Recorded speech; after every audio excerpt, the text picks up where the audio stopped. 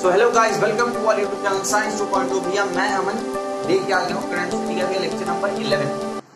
Lecture number 10 तक हम लोगों ने ऑलरेडी कंप्लीट कर दिया है करंट का, है ना। करंट का लेक्चर नंबर 10 तक हम लोगों ने ऑलरेडी कंप्लीट कर दिया है। और जो आज का लेक्चर है, lecture number 11, which is the second last lecture of the chapter current electricity. इसके बाद एक और लेक्चर बनेगा और उसमें मुझे जहां तक उम्मीद है खत्म हो जाएगा। अगर नहीं भी हुआ तो उसके आगे भी हम लोग लेक्चर बनाएंगे, है ना। लेकिन मुझे जहां तक लगता है अब हम लोग एंड पोर्शन में हैं एकदम। उसके बाद तो अपना भैया डीपीपी सेशन होने वाला है। डीपीपी सेशन होगा। डीपीपी अगर आप डायरेक्ट इस वीडियो में आए हो तो भी आपको तो लेक्चर नंबर 10 देखना ही है। और लेक्चर नंबर 10 में आपको नीचे डिस्क्रिप्शन में एक डीपीपी बोल के मिलेगा, जिसको हम लोग बोलते हैं डेली प्रैक्टिस प्रॉब्लम। जो डेली प्रैक्टिस प्रॉब्लम होता है वो मैं दे रहा हूं, मतलब एकदम बढ़िया से बढ़िया वाला क्वेश्चन है। उसमें आपको करके एकदम मजा आने वाला है, वो भी फ्री ऑफ कॉस्ट। तो आपको उसको ज्यादा से ज्यादा शेयर करना होगा, है ना, कि ज्यादा जन तक ये फ्री ट्यूशन पहुंचे, है ना। तो शुरू करते हैं भैया लेक्चर नंबर 11। बिहेवियर और गैसेस में हम लोगों ने तो कंप्लीट कर ही दिया, जैसा कि आप जानते हो, chemical calculation, behaviour of gases, light और थर्मल फिनोमिना, ना। तो लेक्चर नंबर 11 है जहां पे आज हम पढ़ने वाले हैं। पेन, कॉपी, पेंसिल जो निकालना है निकालिए और लिखते चलिए। इलेक्ट्रोमैग्नेटिक इंडक्शन, इलेक्ट्रोमैग्नेटिक इंडक्शन, ठीक है। पहले तो अपन इसका डेफिनेशन करेंगे और फिर इसका हम लोग यूज देखेंगे कि भैया इसका यूज कहाँ है ना। तो डेफिनेशन पे देखते हैं और समझते चलते हैं ना। तो लिखते हैं the current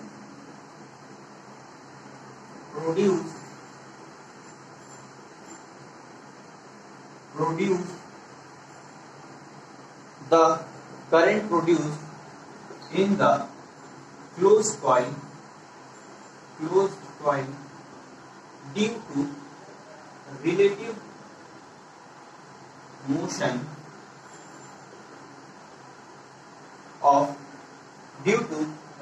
motion between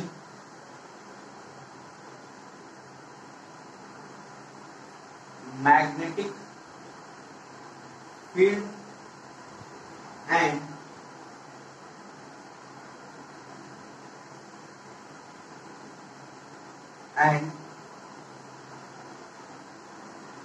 coil is called induced current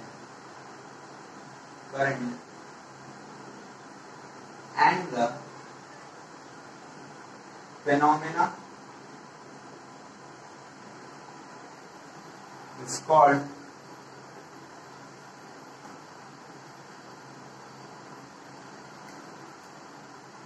electromagnetic induction।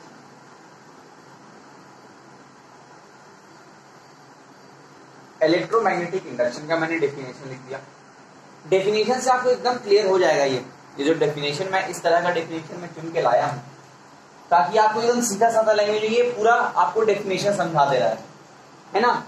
मतलब दो चार लाइनों में मतलब एक सीधा साधा एकदम बढ़िया वाला डेफिनेशन दिए और पढ़ते और मतलब समझते हैं ना। The current produced in the closed coil, जो करंट प्रोड्यूस हो रहा है क्लोज्ड कॉइल में due to relative motion between the magnetic field and the coil. जो रिलेटिव मोशन करा रहे हैं हम लोग मैग्नेटिक फील्ड और कॉइल का, उसके मतलब उस फेनोमिना को करने के वक्त जो करंट प्रोड्यूस हो रहा है उसको हम लोग इंड्यूस करंट बोलेंगे, है ना। एंड द फेनोमिना, और जो फेनोमिना है, जो मतलब उस प्रोसेस है, जो फेनोमिना है, उसको हम बोलेंगे इलेक्ट्रोमैग्नेटिक इंडक्शन। फिर से एक बार सुनते हैं। जो करंट प्रोड्यूस हो रहा है क्लोज्ड कॉइल से, क्लोज्ड कॉइल में ड्यू टू किसके कारण, relative motion between magnetic field and coil is called, है इज कॉल्ड इंड्यूस करंट। उस करंट को बोलते हैं इंड्यूस करंट, और जो फेनोमेना है उसको बोलते हैं इलेक्ट्रोमैग्नेटिक इंडक्शन। Electromagnetic induction. तो डेफिनेशन तो एकदम क्लियर है। इसका हम लोग एक बार मतलब एक एग्जाम्पल के थ्रू भी समझेंगे, जो आप लोगों की बुक में दिया ही होगा, लेकिन उस एग्जाम्पल को भी मैं एक्सप्लेन करूंगा। देखो भी आपका बुक का मैं हर एक चीज एकदम एक्सप्लेन कर रहा हूँ, एग्जाम्पल भी मैंने नहीं छोड़ा, है ना। जो एग्जाम्पल दिया है नीचे वो भी मैंने नहीं छोड़ा, नीचे या फिर आपके बुक में जहां। तो यहां तो 3 केस करना है। एक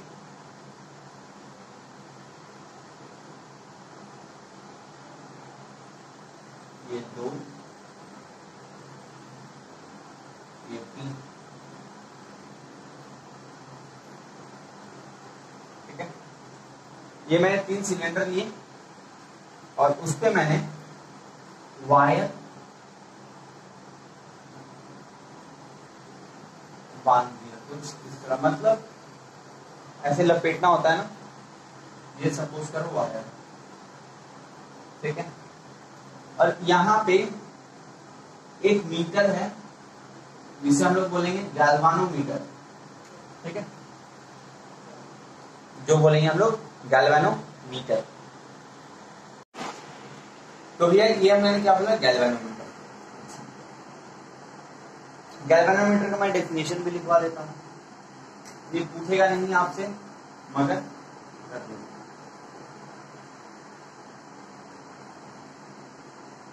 ये होता क्या है, it is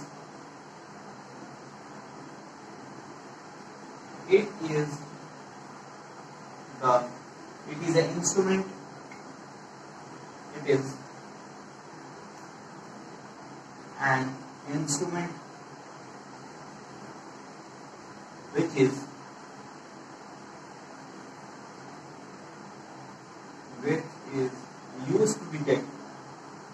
used to detect the presence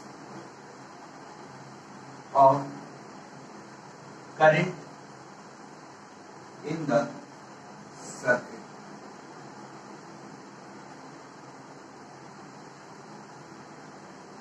galvanometer वो है जो आपको इंस्ट्रूमेंट बताया गया सर्किट में प्रेजेंस ऑफ करंट है या नहीं, है ना। अच्छा एक और जोड़ दो, एक deflect towards left or right according to the law of the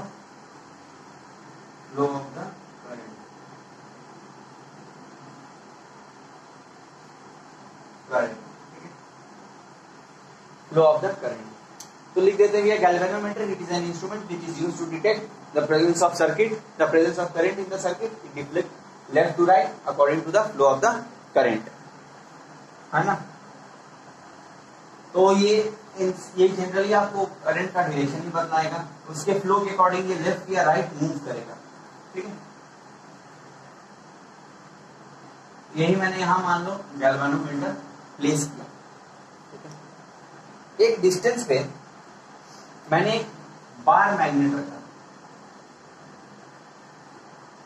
इसका ये जो है वो नॉर्थ और ये क्या है, साउथ पोल। ये नॉर्थ है, ये साउथ पोल। इस पे भी लिख दो भाई, ये क्या है, मैग्नेट, ठीक। और फिर एक और कंडीशन जो मैं बोल रहा हूं,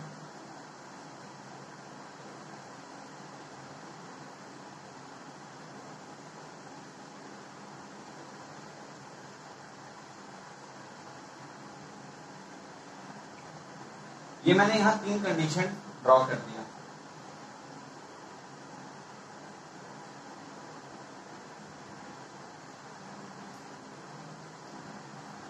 है ना। मैंने क्लोज ड्रॉ कर लिया, एक मिनट, यहां ये हुआ है,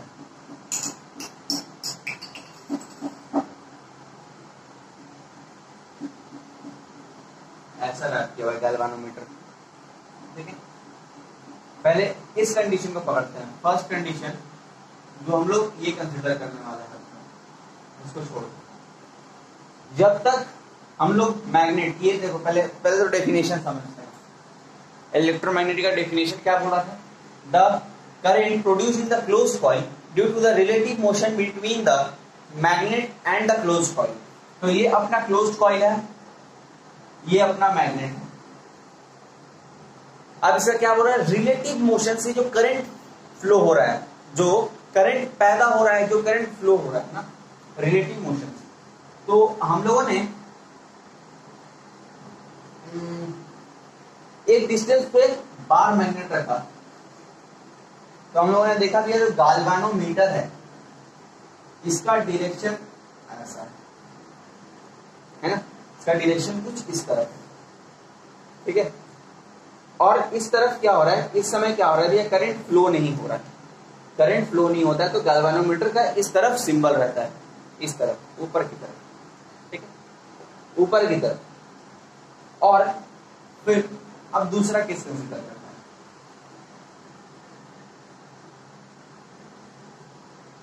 हम लोगों ने मैग्नेट क्या किया? पास लेके आया। मैग्नेट हम लोगों ने पास लेके आ रहे हैं। फिर क्या हुआ? गैल्वानोमीटर इस तरफ मुड़ गया। गैल्वानोमीटर इस तरफ मुड़ गया और करंट का डायरेक्शन इस तरफ हो गया। करंट का डायरेक्शन इस तरफ हो गया। ठीक है, यहां पे भी देखो क्या हो रहा है। अब फिनोमिना में हम लोगों ने रिलेटिव मोशन करवाया मैग्नेट का, करंट फ्लो होने लगा। एक फाइनाइट डिस्टेंस पे था, करंट फ्लो नहीं हुआ। हम लोगों ने पास लेके आया तो करंट का देखो, करंट फ्लो हो रहा है, डायरेक्शन इस तरफ है, डायरेक्शन कुछ इस तरफ फ्लो हो रहा है ना। तो इस तरफ फ्लो हो रहा है, तो ये नॉर्थ पोल एंटी क्लॉकवाइज और ये साउथ पोल। ठीक है ना। क्लोज कॉइल में हम लोगों ने क्या पढ़ा था? एंटी क्लॉकवाइज हुआ, एंटी क्लॉकवाइज हुआ तो नॉर्थ पोल, और अगर क्लॉकवाइज हुआ तो क्या पढ़ा था हम लोगों ने? साउथ पोल, है ना। तो देखो भैया करंट इस तरफ फ्लो हो रहा है, तो ऐसा फ्लो हो रहा है, मतलब इस डायरेक्शन में, यानी इस तरफ। तो ये एंटी क्लॉकवाइज है ना, ये एंटी क्लॉकवाइज है और इसका डायरेक्शन इस तरफ है, मतलब करंट फ्लो हो रहा है, इनको दिखाई दे रहा है। इसका उन्होंने नॉर्थ, इसका उन्होंने साउथ रख दिया ना। अब फिर तीसरा केस देखते हैं। अब यही बनाते हैं।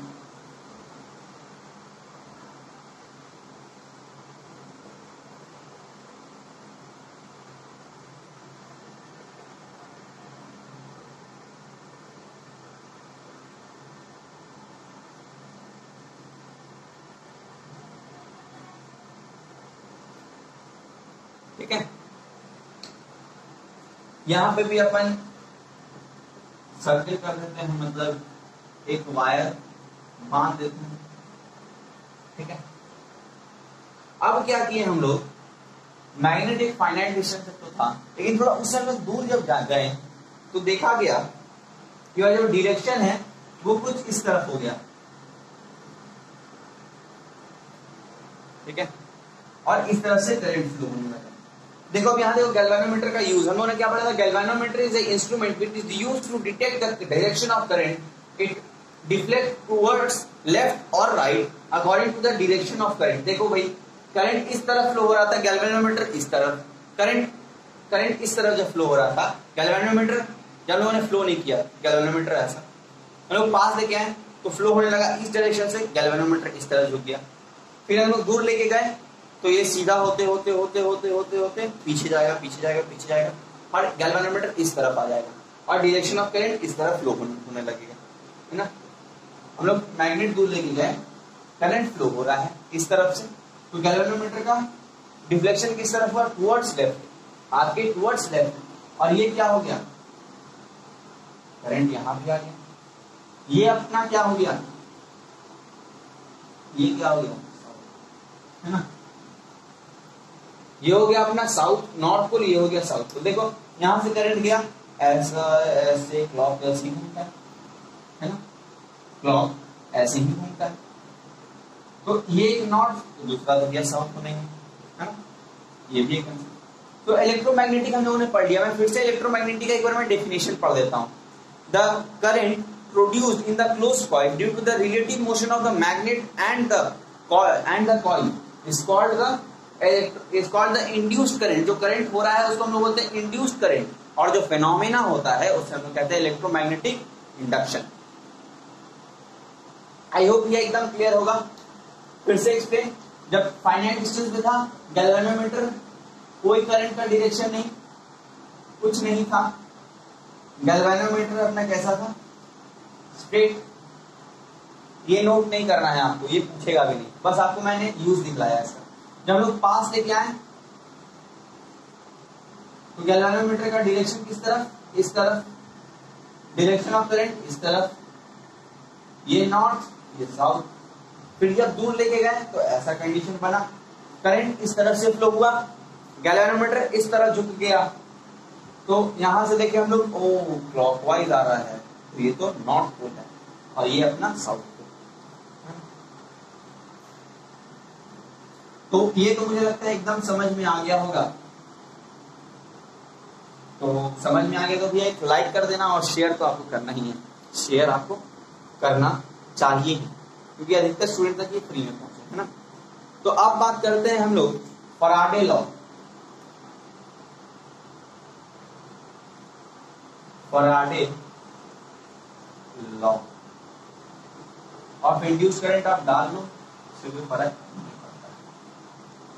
तो फराडे लॉ 2 पॉइंट्स का है, 2 लॉ है, थोड़ा टाइम लगेगा लिखने में, टाइम आप लोगों का बचे, इसी के लिए मैं पॉज करते हैं।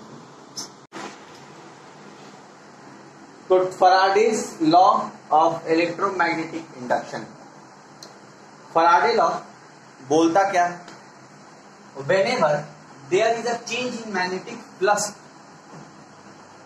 मैग्नेटिक फ्लक्स में अगर किसी भी तरह का चेंज होता है लिंक्ड विद द कॉइल, जो कॉइल के संग लिंक्ड है, एंड ईएमएफ और ईएमएफ के संग, is induced which last as long as the change in the flux linked with the coil last. एकदम नहीं समझ में। पहले तो जानो फ्लक्स मतलब होता क्या है।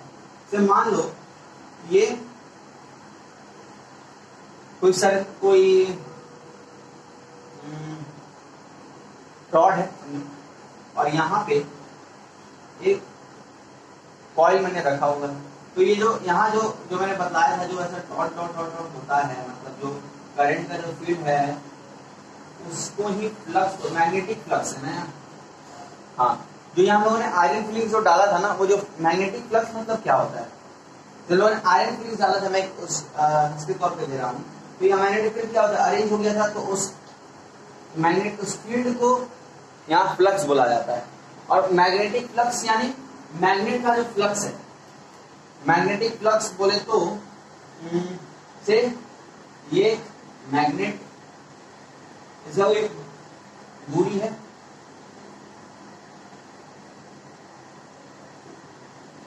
तो ये जो है ना ये सर्कल में होगा,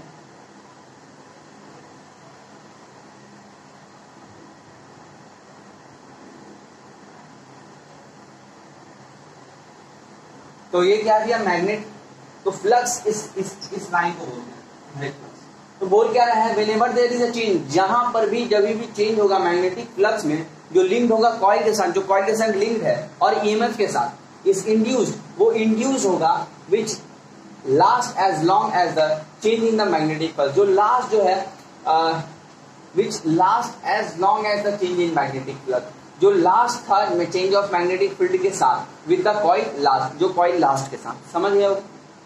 तो magnitude, the magnitude of the induced EMF is directly proportional to the rate of change of magnetic flux. जो मैग्नीट्यूड है इंड्यूस्ड ईएमएफ का, ईएमएफ हम लोगों ने कहा था क्या, ईएमएफ हम लोगों ने पढ़ा था वोल्ट के जो है वो डायरेक्टली प्रोपोर्शनल है rate of change of magnetic flux के बराबर, जो लिंक्ड है कॉइल से। रेट ऑफ चेंज होता है हर एक सेकंड में जितना रेट जो हो रहा है वो खिसक रहा है। एक बार फिर से समझते हैं। बोल रहा है whenever there is a change, कभी भी अगर चेंज होगा in the magnetic flux, magnetic flux में linked with the coil, and EMF is induced, which lasts as long as the change in the magnetic flux linked with the coil lasts. Which lasts as long as the change in magnetic flux, जो change in magnetic flux है वो link था last coil के साथ, है ना, वो induce होगा last change in magnetic flux linked with the last coil, जो लास्ट कॉइल के संग जो चेंज। अब तक तो समझ में आ ही गया। और इसकी सेकंड की बात करें तो ईएमएफ जो है इंड्यूस्ड ईएमएफ वो डायरेक्टली प्रोपोर्शनल है rate of change of flux के बराबर, फैराडे लॉ खत्म। फ्लक्स मैंने बदला दिया, इसको बोलते हैं फ्लक्स। ये जो हिस्सा ये हिस्सा नहीं, मतलब ये जो लाइन है ना इसको भी फ्लक्स बोलते हैं, ठीक है। अब आते हैं Lenz law.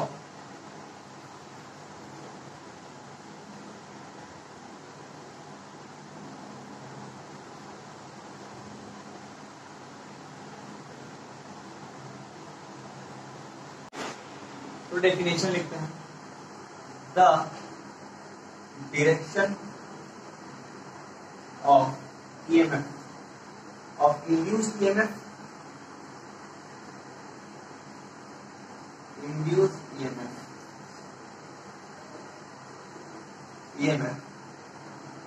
is in such a way so that it opposes the cause produced through it. The direction of induced EMF is in such a way so that it is oppose the cause produced it. जो direction of induced EMF है वो इस direction में होगा ताकि जो उसका cause है वो उसे अपोज करे, वो उसे बचाए, है ना। तो अच्छा, लेंज लॉ का यूज क्या था भाई वो भी देख लेते हैं। ये आप नोट लिख के डाल दो ऐसे। ये था काम to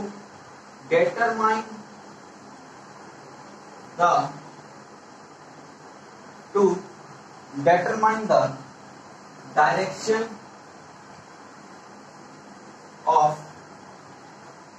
induced EMF or induced current।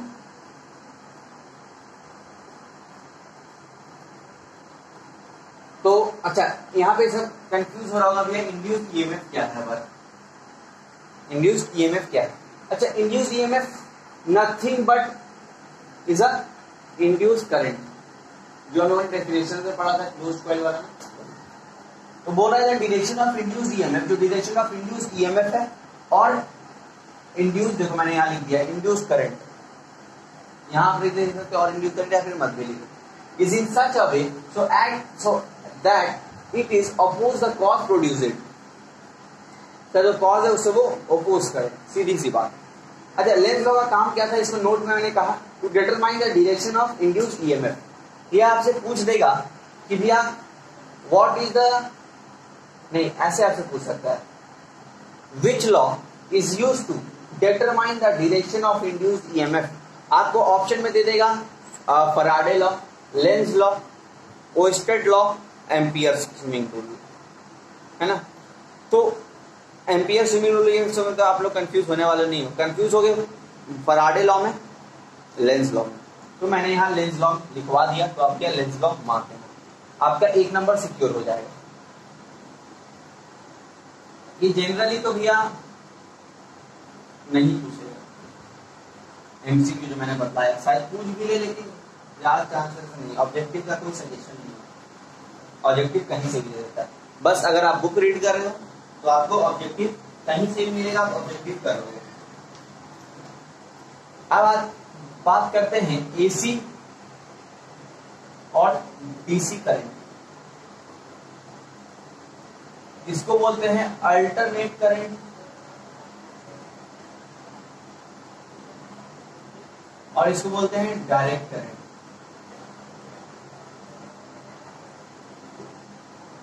ठीक है।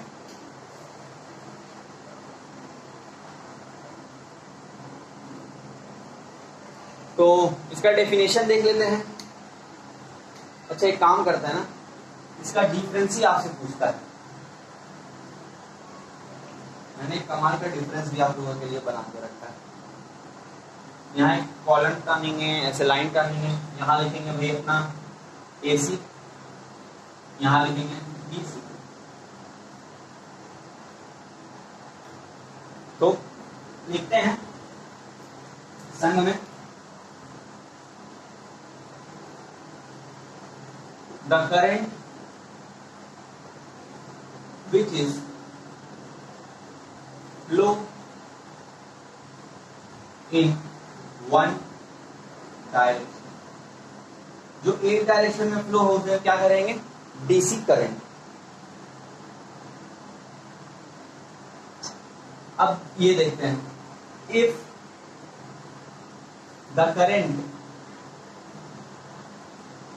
the current reverse its direction,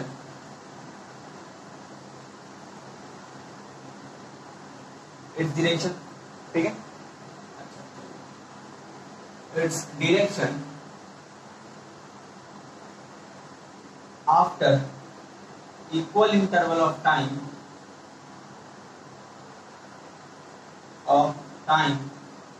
is called AC current, और यहाँ पे लिख देना is called DC current। ठीक है, called DC current। बोर्ड रब करते हैं, दूसरा पॉइंट लिखते हैं। ठीक है, दूसरा point, the cost of AC is less, the cost of DC is more as compared to AC। यहाँ पे तो as compared to DC। ठीक है, AC can step upward or downward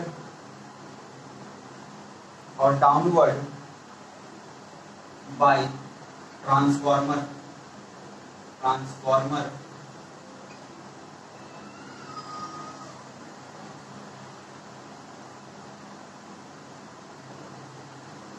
अच्छा, ये जो डिफरेंस है ना, ये डिफरेंस नहीं है, ये मैंने एक पॉइंट लिखवाया आपको AC में। ठीक है, इसे आप नोट करके लिख देना, इसे आप नोट कर लेना। मेरे हाथ में जो कॉपी है ना वो थोड़ा सा कॉम्प्लिकेटेड सा, मैं आपके लिए बनाता रहता हूँ, मतलब अच्छे अच्छे बुक से मैंने डेफिनेशन निकाल के इस कॉपी में रखा हुआ है। ये कॉपी भाई है ना, आप लोगों के लिए मैंने इस कॉपी में पूरा एकदम बढ़िया वाला डेफिनेशन रखा है, तो उसी को मैं करवाता हूँ। और फिर अगला देखते हैं, AC is less dangerous as compared to DC, और यहाँ लिख देना DC is more dangerous as compared to AC। 3 point हो गया, आपसे 2 ही पूछेगा। और ये जो मैंने ट्रांसफॉर्मर वाला लिखवाया ना, ये थोड़ा याद रख के जाना। ठीक है, तो AC हम लोगों ने पढ़ लिया और DC पढ़ लिया। एक बार फिर देख लेते हैं, DC जो है वो सिर्फ एक डायरेक्शन में फ्लो होता है। एक बार तो मतलब समझ लेते हैं, DC जो अपना है वो हमेशा एक डायरेक्शन में फ्लो होता है, एक डायरेक्शन। ठीक है, एसी जो अपना है वो इक्वल इंटरवल ऑफ टाइम में डायरेक्शन रिवर्स करेगा। मान लीजिए इक्वल इंटरवल, मैंने यहां से यहाँ भी 1 सेकंड लगा, यहां से यहाँ भी 1 सेकंड लगा, यहां से यहाँ भी 1 सेकंड लगा। जैसे हम लोग पढ़ते थे ना कि acceleration is the rate of change of velocity. Acceleration क्या है? Rate of change of velocity है। हर 1 सेकंड में जितना वेलोसिटी बढ़ रहा है, जैसे इस 1 सेकंड में x वेलोसिटी था, फिर 2x वेलोसिटी हुआ, फिर अगले सेकंड में 1 सेकंड में 3x वेलोसिटी हो गया, तो ये x टाइम्स करके बढ़ रहा है, तो यही अपना एक्सीलरेशन है। तो वैसे ही जो मैंने इक्वल इंटरवल ऑफ टाइम्स का एग्जांपल, तो वैसे ही एसी में क्या है? इक्वल इंटरवल ऑफ टाइम में अपना डायरेक्शन रिवर्स करेगा, ठीक है, यही होता है।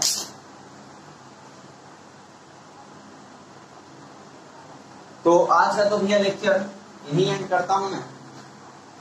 तब तक के लिए बाय, जय हिंद, जय भारत। और हाँ, एक इंपॉर्टेंट अनाउंसमेंट पहले तो, कि हमारा जो टीम है, हम लोग एक चीज में काम कर रहे हैं जो आप लोगों के लिए होने वाला है सरप्राइज।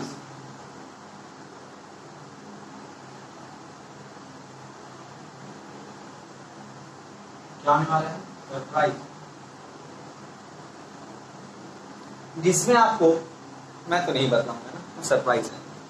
सरप्राइज जो होने वाला है ना, वो बहुत ही मजा आने वाला है, आपको एकदम मजा आएगा। तो उसके लिए बी रेडी।